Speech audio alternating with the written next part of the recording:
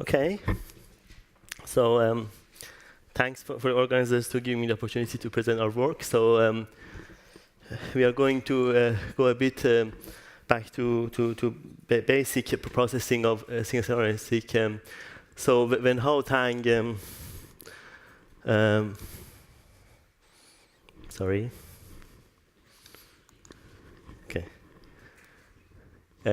Who done most of this work, and Francois Berthaud has contributed to the main idea. And this is in collaboration with the lab of Sam Margaret, and some of the RNA-seq data I'll talk about is generated by Malik Hossain.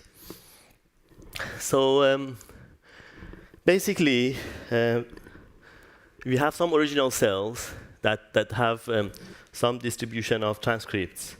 And through the process of single-cell RNA sequencing, we observe some of these transcripts. Okay, and we know that capture efficiency is quite low in most of the assays we have available. It could range between, I don't know, few percent to maybe at most 20%. So so the hope is to be able to kind of, given these observed counts, to recover what was originally in the cell. Okay. So we've developed this tool bayNorm, we call bayNorm, to do this Bayesian approach. So so the data in single-cell RNA-seq is typically represented, the raw data as a matrix. And what's typically done, the very kind of naive way to kind of normalize this data is that you basically, for each cell, you come up with some sort of scaling factor. So this can be simply the sum of the counts, the total counts, but that's not a very good, robust measure. Or you can, so there are more kind of sophisticated measures for these scaling factors that people have developed. You can also use a spiking information to get an idea about these scaling factors. And so this talk is not about how to find scaling factors. Let's say other people have thought about this, and I don't think this is completely kind of resolved, but there are some reasonably good ways of estimating a scaling factor. So given a scaling factor, then how do you normalize your data? So typically, you just divide your counts by the scaling factor, okay? And for example, what this do is that the zeros in your table will remain zero, okay? And because capture efficiency is low, you do have a lot of zeros or dropouts. So people have developed the different ways of imputing zeros. We basically we think our approach is have kind of less assumptions and does normalization and imputation at the same time. So the idea is to basically do this global scaling normalization in a Bayesian way. So if we say that in this step, each molecule is captured with a constant probability in each cell, and these probabilities could vary between cell to cell. So this probability we call capture efficiency. And just a note that the original counts of mRNAs in the cell could vary, so you have bigger cells and smaller cells. So this capture efficiency is kind of, it is also not taking into account the size of the cell or the total count of the transcripts. I'll talk about that a bit later.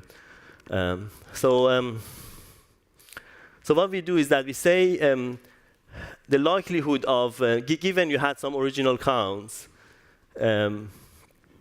x0, ij in the cells, and given that the capture efficiency of a particular cell was beta, then we use a binomial likelihood to say that the number xij is the ones that you've observed, okay, in your single-cell RNA-seq protocol. So this is the raw data. We assume a prior, and we take a negative binomial prior. It's been commonly used, and there are also these are distributions that come from models of a stochastic gene expression. So there is good kind of basis for that. And the negative binomial distribution has a mean and has a size factor, a dispersion parameter, and we inform, for each gene, we inform these mean and dispersion parameters by pulling information across cells, across all the cells you have in your data, and you think that they are somewhat similar. Okay. So these kind of empirical-based shrinkage approaches have been commonly used for size factors, for example, in DSeq or HR. But the mean using shrinkage for mean estimate is less commonly done. So so basically, we have our output is a posterior distribution. So you can either take a kind of point estimate, a mean or a map of the distribution, and get a kind of matrix back, or you could also just get samples from the posterior distribution. And by the way, it turns out the posterior here is also a shifted negative binomial, and its mean and dispersion parameter depends on the parameters here. Okay. So so how does this work? So first of all, we use the assumptions in bayNorm to simulate. So we inform the parameters of bayNorm from some specific real single-cell RNA-seq data, and then we use it to simulate it back. And we observe very nice kind of reproduction of the statistics of real data. So a splatter is a tool that was developed recently that can be used to generate realistic single-cell RNA-seq data. So we compare with splatter and also some other variants of binomial model we have. So this binomial splatter is basically the priors are basically not informed by bayNorm, and binomial bayNorm is the full model, and that captures the real data in terms of variance mean, dropout rate versus mean, and also distributions of dropouts per gene or per cell. So the black is the real data, and this one is the bayNorm. Okay. So just a note that here we are not assuming any zero inflation, and several studies recently have reinforced this idea that there is not really no evidence for zero inflation, some sort of magical additional zeros in RNA-seq data. It's just binomial downsampling of your original sample, and you miss some transcripts because capture efficiency is low, or the transcript is expressed at low level. So so the first thing is that this tool can be used to capture the kind of true count of the original molecule. So we can, for example, use the studies where there's been single molecule fish data done at the same time as a single-cell RNA-seq, and we see that we can reproduce. I'm not showing the shape of distributions, but also the CV or Gini coefficients of the single molecule fish data the best way if you process data through bayNorm compared to some alternative approaches. Next, bayNorm can be used to correct for capture efficiency. Basically, biases that are introduced by capture efficiency. So if you take a study, for example, the data from a study, and just focus on cells that have low capture efficiency, a small total count, and larger total counts, and do a D-analysis between these two groups, you should expect no differences if the cells are homogeneous. So if you normalize these kind of groups of cells using different methods, you basically find that a lot of methods kind of give you. So this is gene expression groups in terms of mean, so very lowly expressed to more highly expressed, and bayNorm is able to kind of basically remove this capture efficiency bias quite efficiently. Also, it can improve the detection. So when you have some sort of gold standard for the actual DE genes, you can try to see how does bayNorm do compared to other methods. And this is data from 2 different studies.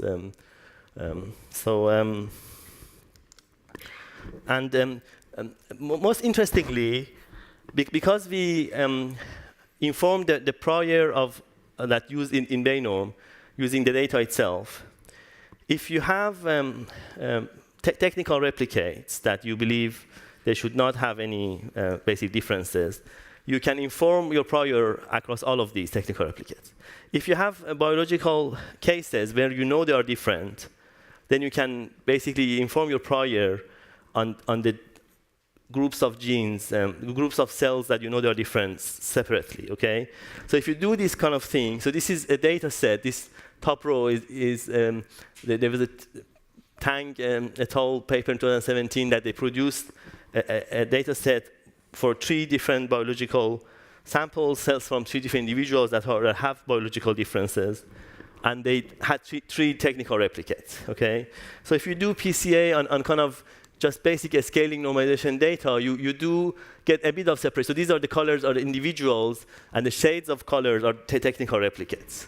So you do get a bit of separation between individuals. But for example, these 2 individuals are mixed, but then the batches are more separate.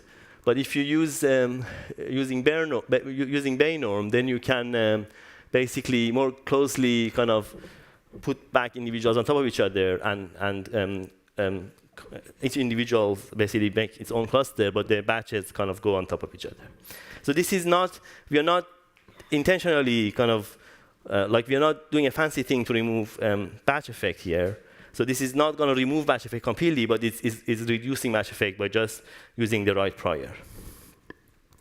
So this way, now if you look at DE between 2 of the clusters versus DE between 2 batches in the same cluster, you see that bayNorm does the best in terms of false positive rate, in combination of false positive rate and true kind of discovery. And also, it might seem a little bit worrying that you are basically using a common. If you have a population of heterogeneous cells where you don't know in advance what kind of cell types you have, as we just heard, your aim is to kind of get all of these different kind of subpopulations. Basically, bayNorm does not make things worse. Okay, so this is a scaling on a data set where we know the color of the different clusters, and this is bayNorm outcome, which actually is slightly improved for some reason, but it basically should basically work effectively as well. So we've used bayNorm in the first a study of single-cell RNA-seq in fusion yeast. So yeast is smaller and has a hard kind of shell, so it is technically more challenging. You need to do more amplification, and there is basically more technical variability. So in this study, in collaboration with Sam's Margaret group, we sequenced about 2,000 different, about 2,500 cells under different kind of conditions, normal growth or stress. And we also took a picture of each cell before sequencing it, so we know its size. And we used bayNorm to kind of remove the batch effect and normalize this data. So we also done in this work quite a bit of single molecule fish experiment, and we see that for the expressions of the single molecule fish distributions typically match well with the bayNorm recovered distributions from single cell RNA-seq data in this study. Finally, because in this study we have, it's not common in single cell RNA-seq that you actually know something about something extra you know about the cells. This is becoming more common. But in this case, we know size of the cell. So one thing we observe is that the total count, or the mean raw expression, has some correlation with cell length. So this is cell length distribution in the population we sampled. But the correlation is positive, but it's relatively low. I'll finish quickly. One thing also we observed is that a lot of, so this suggests that there is, the total count of RNA transcript does scale with cell size, but there is a lot of cell-to-cell variability in capture efficiency that kind of reduces this correlation to be very strong. And we do observe, although most transcripts do scale with cell size, there are some notable exceptions that these are categories of genes, about 100, that they do not scale. And some of them do make sense. So some of them are related, for example, to DNA or membrane aspects of cells that we know that they do not scale with volume. So in conclusion, bayNorm can do normalization batch effect, kind of reduction and imputation at the same time, and hopefully this can be useful. So I finish acknowledging my colleagues, and also just a quick advertisement that we have in June. We have in London at Imperial College a meeting on analysis of single RNA-seq data. Also looking also at special aspects, and there is a deadline of 1st of May for posters and contributor talks, and 15th of May for registration. It's a free meeting. And thank you.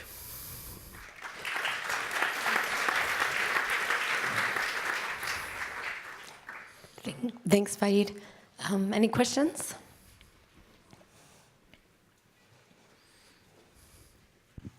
Can I ask what role in the analysis do you expect to have from your method?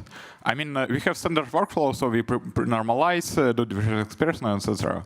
So can you say that we can just take this imputation, perform it before any further analysis, and then safely do all the other stuff? Yes. So instead of doing other kind of normalization, you kind of figure out your scaling factors, and then you convert your scaling factors to capture efficiencies using some information of your average capture efficiency in the protocol. And then you basically do bayNorm, and then the outcome you just take as your normalized imputed data, and you do downstream processes on it. Okay, thank you. Oh, did you have? Sure. Interesting, and just trying to understand the general concept is you shrink basically using a negative binomial as a prior, right? And then you estimate that across all within one batch, the dispersion of that. Combining the technical batches, but keeping biological. Sure. So there have been many of those models used before, like in basics, for example, and sort of in differential expression analysis, but they haven't done it sort of as a prior step, but they have been doing sort of integrated one. What's the difference here? I'm just trying to understand. So I think like basics, for example, their aim is to actually estimate the scaling factors, but the normalization that's done at the end is just dividing. You divide the raw counts by the. So what we don't do is we don't divide the raw counts by a scaling factor.